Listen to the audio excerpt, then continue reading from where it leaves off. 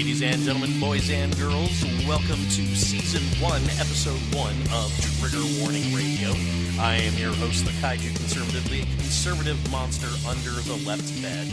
And welcome, ladies and gentlemen, to this brand new format that I'm trying out here. I told you guys I was going to do this before the end of the year, maybe a little bit afterwards. Well, I decided to do it a little bit before. I was actually going to record this a little bit earlier in the week, but quite frankly, I've been sick as a dog the last couple of days, and I have sounded like an asthmatic 14-year-old that's been gargling razor blades. So apologies in advance if you hear my voice crack or squeak or hear a cough or anything like that. I still haven't gotten over this thing. So got a couple of topics that I want to cover for you guys today, and first and foremost, that is the big tax reform bill that just passed the House and the Senate on Wednesday. It's heading to Trump's desk right now at the time of this recording, and it is the single biggest tax reform bill in decades that this country has seen. Now, a lot of people were dubious as to whether or not this bill was actually going to pass before the end of the year. There were a lot of senators that looked like they were going to vote no on this. John McCain, for example, looked like he was going to be a firm no because John McCain is just an asswipe that loves screwing over the American people every chance he gets. Corker was also a firm no. Rubio actually looked like he was going to back out of it. But all of these people came together at the last minute to pass this legislation, and holy shit, ladies and gentlemen, the left lost their collective minds. I did a little video on this the other day. I'll go ahead and put the link to that in the description of this episode, so that way you can view it. But my God, to hear the left tell it, this bill is the worst thing to happen to this country since I don't know, Pearl Harbor, slavery, 9/11, take your pick. I mean, to hear the left tell it, millions upon millions of people are going to die because of the passage of this bill. Of course, none of them are saying whether or not this is the same millions of people that have died because of net neutrality being repealed, or whether it's the same millions that have died because of Donald Trump's election. Now, this bill has been criticized, of course. The Democrats have said multiple times that this is just a handout for millionaires and billionaires, that the little person is not actually going to benefit from this. And Coulter, the conservative diva, who was one of the first ones to support Donald Trump and also has become, in a lot of ways, one of his most vocal critics. Ann Coulter railed against the tax reform bill today in a column that she did, where she essentially stated that, tax reform was not popular. It was not something that should have been looked at. What we should have done is we should have focused on immigration and gotten something done on immigration, which sounds great on paper, but, quite frankly, I think that would have resulted in this Congress going an entire year without passing any sort of legislative accomplishments. Or, the GOP establishment would have taken over the reins of this thing and we would have gotten fucking amnesty with that. So, I mean, I get where Ann is coming from. Tax reform is not Donald Trump's signature issue. It's not the issue that won him the election. I mean, to some extent it is, but what won Donald Trump the election, for the most part, was immigration and his stance on putting America first in that regard, building the wall and all that good stuff. And I'm not saying that we don't need to focus on immigration. I'm not saying we shouldn't focus on immigration. But I think this bill passing puts Donald Trump in a better position to do what he wants on immigration. It gives him some political heft. It gives him some political capital. It shows the American people that, yes, despite all of the rhetoric from the fake news, CNN, MSNBC, despite the Democrats telling people over and over and over again that Donald Trump is the second coming of Adolf Hitler and Pol Pot and Joseph Stalin all rolled into one, this bill shows them that Donald Trump is working for them. And quite frankly, I think when people realize the benefits of this bill, when they start seeing more money coming back into their pockets, I think they're going to look at Donald Trump in a better light. I think he's going to see a huge popularity boost from this. And that's going to make it easier for him to do more things on immigration, to get the wall built, for example, to end chain migration, to stop that lottery program that allowed a terrorist to come in and kill 8 people in New York. This bill is going to give him the political capital that he needs to get all that stuff done. Now, it puts the Republican Party as a whole in a better position for 2018 as well. Again, once people start seeing the benefits of this bill, they're going to back the Republicans more, I think. Or at the very least, they're going to stop listening to the Democrats who, let's face it, they've been put into the position of arguing against giving the American people their money back. Not a single Democrat voted for this tax cut plan. So, the ads for 2018 write themselves. All they've got to do, all the GOP has to do is cut a whole bunch of ads in every district saying, hey, guess what? This Democrat, he voted against lowering your taxes. He voted to keep your taxes in place. And if left to their own devices, Democrats are going to raise your taxes. So I think this bill was a very public, very much needed win. It puts Donald Trump in a great place.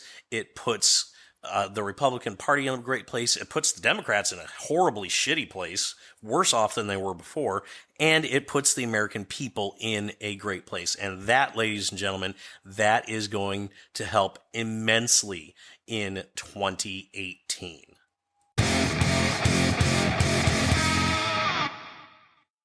Hey, speaking of winning, by the way, something that hasn't gotten a whole lot of play in any media, conservative, liberal, or otherwise, is Donald Trump and what he's been doing with the court system. What am I talking about? Well, you all know that Neil Gorsuch, of course, was Donald Trump's pick to fill Justice Scalia's vacancy on the Supreme Court. And by all accounts, Gorsuch is doing a fantastic job. He's the most, from all reports from the left and the right, he is the single most right-wing and the most constitutionalist justice on the court today, which is just freaking awesome, I have to say. But something that not a lot of people know is that there's a lot of circuit and appeal court vacancies that need to be filled. I did a piece about this for SpartaReport.com. I'll go ahead and link that in the description so you can take a look at that. But Obama, when he left office with over 100 vacancies to fill in the various courts throughout this country. That's more than most presidents leave behind, by the way. That's more than any president has left behind in the last couple of decades. And Donald Trump is taking full advantage of that, ladies and gentlemen. He has confirmed over a dozen judges at this point. I think the number right now is 15. They did just confirm one a couple of days ago as well. And plus, there's a Ninth Circuit Court position opening up as well, because one of those judges is stepping down because of a sexual harassment scandal. Now, Donald Trump has set a record for the most appointments of any president in their first year. Barack Obama, I think he only got about 7 or 8 appointments. George W. Bush, he only got about 6 appointments, I think. Bill Clinton, he only got 3 confirmed in his first year. And Donald Trump has confirmed more justices than any president ever in his first year in the history of this country. And all of his picks, ladies and gentlemen, all of his picks are the wet dream of any Republican out there, any conservative. He's been working with a lot of conservative groups, trying to get the best picks. The most notable conservative group is, of course, the Federalist Society. He's also worked with the Heritage Foundation as well. Both very conservative groups, and this is scaring the ever-loving shit out of the left, ladies and gentlemen. Now, why is that? Why should any of us care about what Trump does with the courts? Think about, and I argued this in my piece, but think about where the true power in this country lies. The president, okay, he's got the power of the pen and the phone, as Obama famously put it. He can craft executive orders. He can do all sorts of stuff, but a lot of what the president does only lasts until the next president, as Obama and the left are finding out, as Trump is undoing just about everything that Obama did with his executive orders. The legislative branch, what they do is more permanent, of course, but again, a lot of that depends on, number one, who's writing the laws, and number two, which party is in power. So it's not unheard of for a law written by Congress to be undone by a later Congress further down the road. But when you get to the judicial branch, what do you have at the judicial branch? You have lifetime appointments, and you have people who are essentially in charge of deciding which laws stay on the books. And the left has used the judicial branch to their full advantage. You don't believe me? Look at what's happened with gay marriage. Gay marriage was put up for votes in many, many states. And in just about every single state where it was put up for a vote, it was defeated soundly. Even California, ultra-liberal, left-wing People's Republic of California, even they voted gay marriage down. So what did the left do? Did they go to Congress or go to the president and say, "Oh, we need a law that's going to make this, permanent throughout the country"? No. What they did is they went to the court system. They shopped around judges who basically agreed with their interpretation of the law. They took gay marriage all the way up to the Supreme Court, and the Supreme Court basically decided that the country was going to allow gay marriage. Look at Trump's travel bans, if you want another example. Trump has the power to decide who comes into this country and who doesn't. Every president has that right. Every president is given that power by the Constitution. And when Trump tried to exercise that power, what did the left do? They judge shopped. They found judges that agreed with them, mostly in the Ninth Circuit Court, but a couple of judges elsewhere in the country, and they struck down Trump's travel bans until it eventually got to the Supreme Court, and the Supreme Court said, no, nay, Fluffy, you need to let these travel bans be enforced while it's working its way through the court system. So the real power in this country, ladies and gentlemen, is in the judiciary. That's where you shape the direction of the country for all intents and purposes. If you control the judiciary system, you essentially can change the direction that the country goes in. You can move it whichever way you want to go. And that is exactly what Trump is doing with this. The left, the ones that are paying attention on the left, the ones that aren't obsessed with Russia, they are absolutely wetting their pants over Trump's judicial appointments because they realize this. They know that the most power in this country is in the judiciary. Is that the way it should be? No.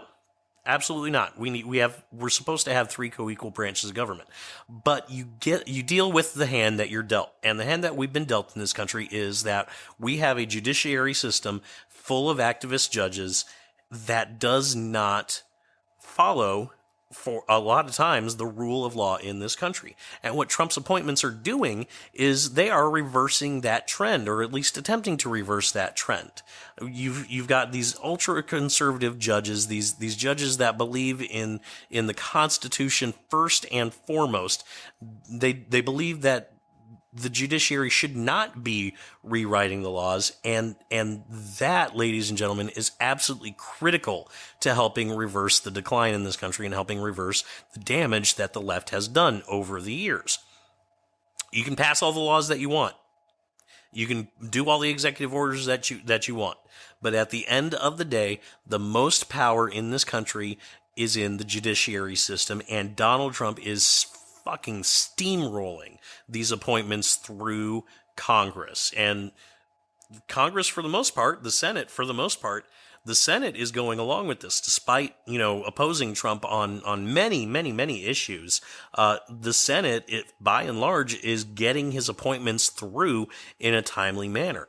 Why? Again, because Mitch McConnell realizes, even though he's a GOP establishment cuck, he realizes where the power in this country is, just like Trump is. And that, ladies and gentlemen, is going to be so sweet when the left looks around and realizes that everything that they worked for, everything that they fought for decades, has been undone because of appointments made in 2017 by President Donald J. Trump.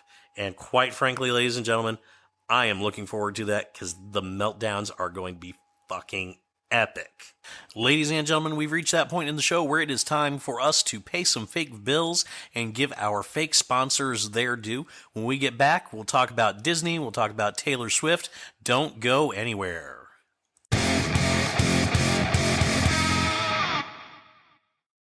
Folks, are you like me where you get up in the morning sometimes and you just don't want to deal with the day? You're dragging. You've got that existential dread that comes with knowing you have to suffer through another long, hard day of work, scraping by, making money for the man while you get peanuts, and eventually coming home to your dank, dark hovel, grabbing the cheapest beer that you can possibly find, and drinking while crying in a dark little corner. Well, do what I do, ladies and gentlemen, and that is I reach for a bottle of hearty, fabulous Super Beets. I love Super Beets. I do Super Beets every single day. Drink it, put it in a sandwich, snort that shit off of a hooker's ass. I don't care. Do whatever you want to do, but Super Beets, you will find that those dietary nitrates contained within will give you the energy that you need to bury that hooker in a shallow grave in a ditch in the middle of nowhere when that dry, humpy choker that you paid her $5 for goes too far. Super Beets, ladies and gentlemen, go to their website, superbeets.com, or whatever the hell it is, I don't actually know. Type in the code kaijuconservative snorts Super Beets, and you will receive absolutely 0% off of your order. It's the biggest deal that we can bring you, ladies and gentlemen. Once again, that's superbeets.com, or I don't know, fuck it, Google the damn thing for all I care, but go to that website and buy it, and tell them that the Kaiju Conservative sent you, and don't take no for an answer.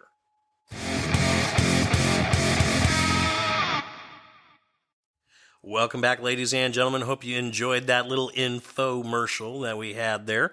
Now, I want to talk about Disney for a second. No, I'm not going to spoil Star Wars for you. I actually haven't seen it, so at this very moment, I don't give a shit about it right now.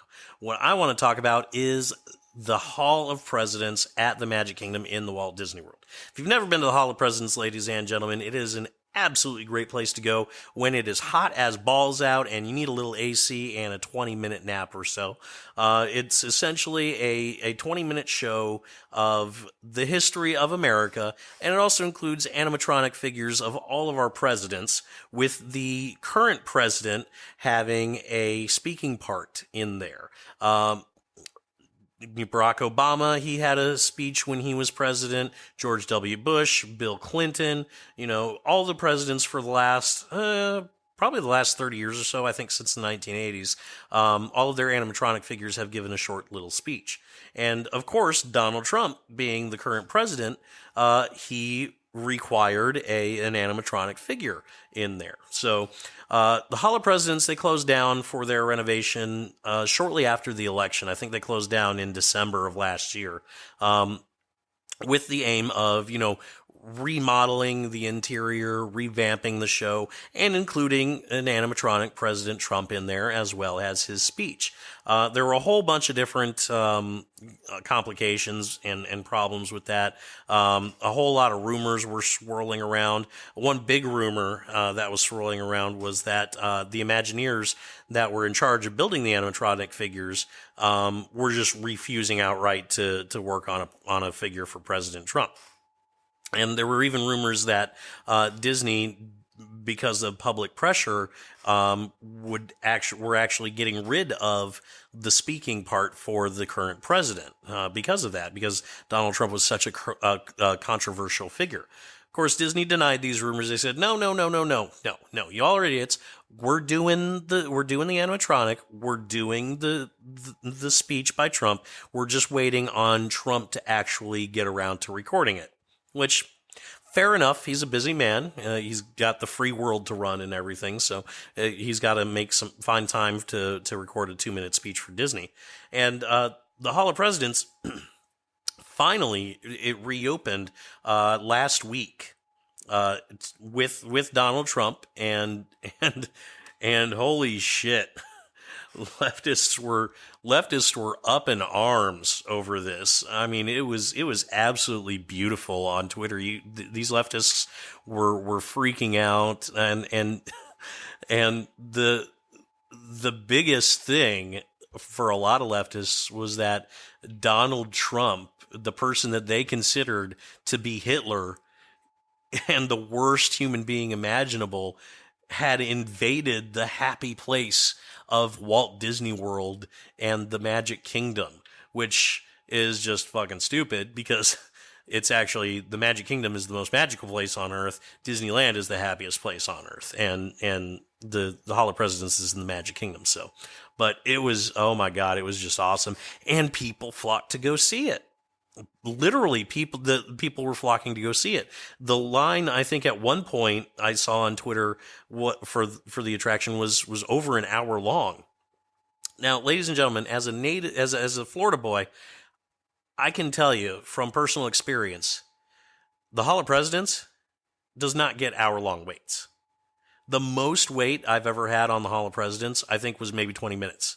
And it literally is, it's something that people go to when they want to take a break from the park. If it's too damn hot out, if they need a nap, or if they need just a place to rest for a few minutes, that's where they go, the Hall of Presidents. I think the last time it had a long wait it might have been with Barack Obama's second term, but it might even have been before that. I'm not exactly sure. But it was insane. It was absolutely insane. People were flocking to it, and security was just tight as hell around this opening event. I mean, Disney security was out there, which a bunch of old guys in security outfits, but they also had the Orange County Sheriff's Department was out there as well. And I get that it's necessary to have that level of security around something like this, but quite frankly, it shouldn't be necessary, ladies and gentlemen. This just shows how absolutely unhinged the left has gotten, where Disney, in one of their theme parks, something where people go to get away from the real world, something that is designed to make you forget about the real world. The fact that they had to put that level of security around one of their attractions is just fucking, it's fucking heartbreaking, quite frankly, is what it is, ladies and gentlemen. It's something that it should never happen. And you just know it's absolutely necessary, because there's going to be some moron out there that's going to jump the stage with, a bat or an umbrella or something and try to beat the shit out of the Trump animatronic or vandalize it in some way, or there's going to be people that try to protest or whatever, when really the Hall of Presidents as an attraction, it's not about politics. It's about history. It's about American history and Americans coming together to learn about and experience their history. And it's just sad that the world has come to this where Disney has to put security around an attraction like that. It's absolutely heartbreaking.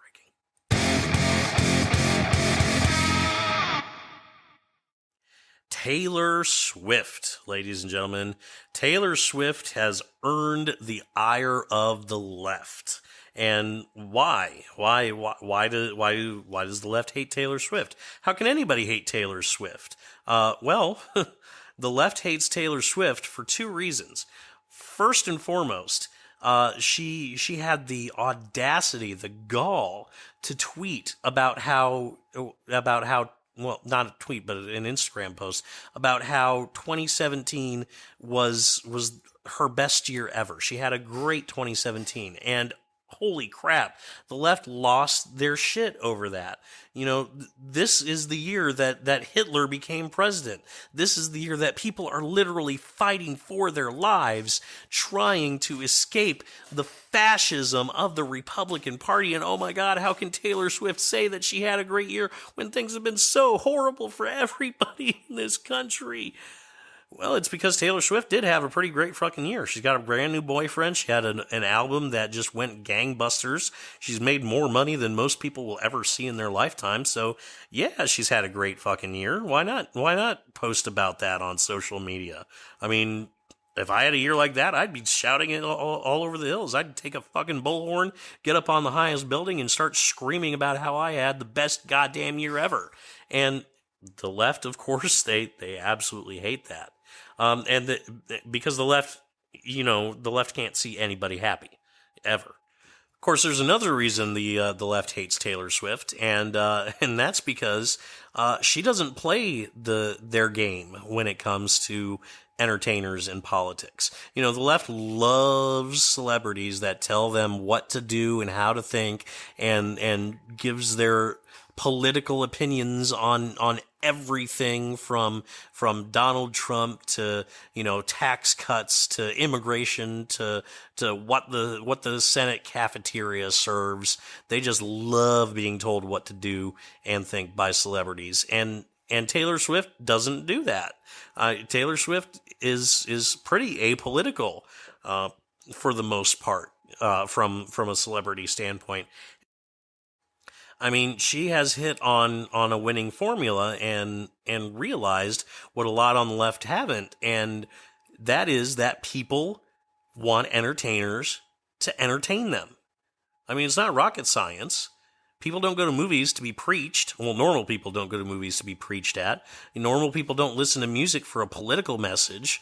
Normal people don't go to plays. They don't read books necessarily to get a dose of politics. They do all that stuff to be entertained. They want to forget about politics. They want to forget about the real world for a little bit. And Taylor Swift realizes that, and she's doing that. She's giving the people exactly what they want. It's working out for her, and the left just absolutely cannot stand it. And it's just hilarious, ladies and gentlemen. It's so funny to watch them go off on Taylor Swift every single time she refuses to give an opinion or anything like that. Quite frankly, it's become a meme at this point. Go on Twitter. Anytime anything political happens, people are always talking about how Taylor Swift's silence on this is disturbing and speaks volumes. And it doesn't matter how absolutely, obscure a topic it is either. And that's the joke. It's the left wants Taylor Swift to think like them. They want Taylor Swift to give her opinion and give the right opinion. And she's just not doing that. And it's so refreshing in a time where most entertainers are not doing that. Hey guys, thanks so much for listening and putting up with my scratchy voice throughout this entire podcast. I can feel the vocal cords drying out and tightening up. So I'm gonna go ahead and call it quits here. Don't forget to join me every week, ladies and gentlemen, for a brand new podcast. Also, don't forget to subscribe to my channel, whether you're listening to me on BitChute, YouTube, PewTube, or whatever. Hit that subscribe button, turn on those notifications so that way you know every time I upload a brand new video, and I will see you you all next time.